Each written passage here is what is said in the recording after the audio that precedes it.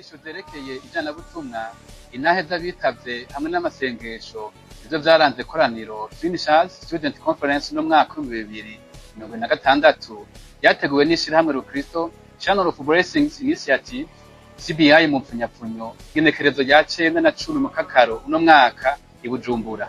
Iri koraniro ryahuje abanyeshure bo muri za kaminuza, abarongozi b'amashengero hamwe n'abafise umutwaro wo gushigikira igikorwa cyo kwamamaza ubutumwa bwiza mu mahanga.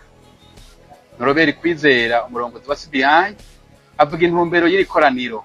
Uganda tutaruteguye twenyene nkuko mubivuze, twaruteguranye na Nurisa Foundation basanzwe bakorera muri Indonesia. Hama ni kubera iki twavyise Finishers Conference.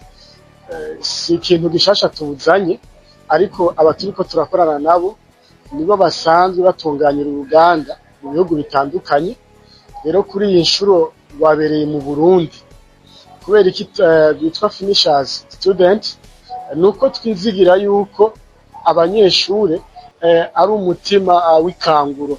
Abanyeshure n'abantu Imana ikoresha gose, bakoresheje ubumenyi bwabo n'ubuhinga bwabo kugira ngo binjire mu bindi bihugu. Murakoze cyane. Kubera iki twahisemo Finishers, ni jambo riri mu Congereza risigura kurangiza. Twisunze ijambo riri muri Matayo 28:19-20, aho tubona itegeko rikuru ry'umwami abwira abigishwa biwe ngo nuko nimugende muhindura amahanga yose abigishwa, i Yerusalemu, i Yudaya, i Samariya, gushika no ku mpera y'isi.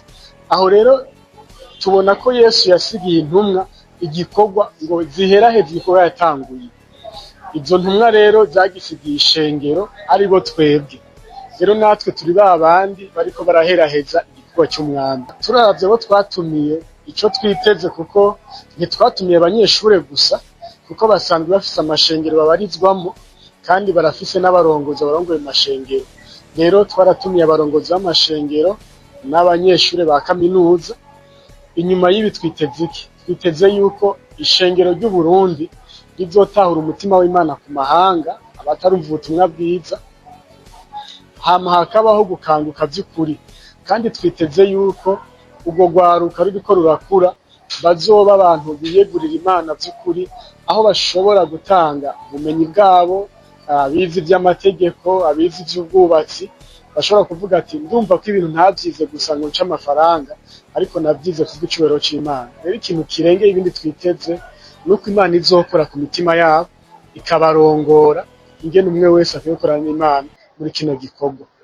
Mu bitavye iri koraniro harimwo abaje ku ncuro yabo ya mbere mu nyigisho nk'izi, abamaze kumva umuhamagaro wo kujana ubutumwa bwiza mu mahanga, hamwe n'abamaze igihe bakora ico gikorwa biciye mu guhumiriza, gusenga no gushigikira abamisiyonari.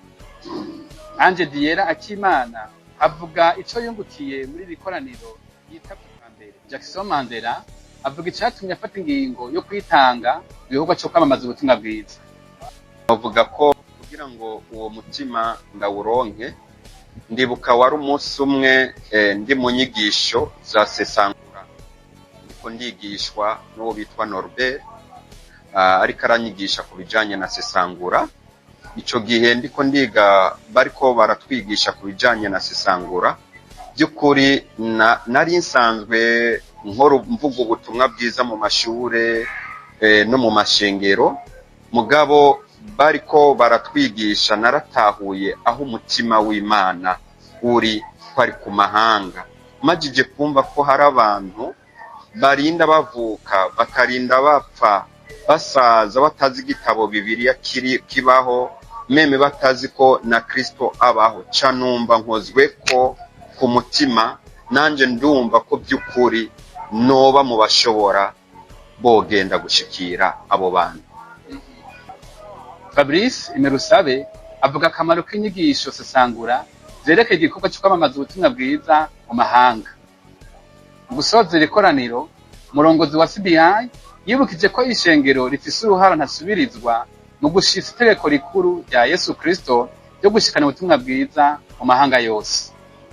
None nk'abarongozi b'ishengero, uruhara rwabo nyamukuru ni ugutegura abo bagiye, ni uguhimiriza ishengero ngo ribashigikire, kandi abarongozi b'ishengero barahari kugira ngo batere intege abagiye, kubera yuko umuntu iyo agiye agasanga atari kumwe n'ishengero yisanga ari agati kirebanga.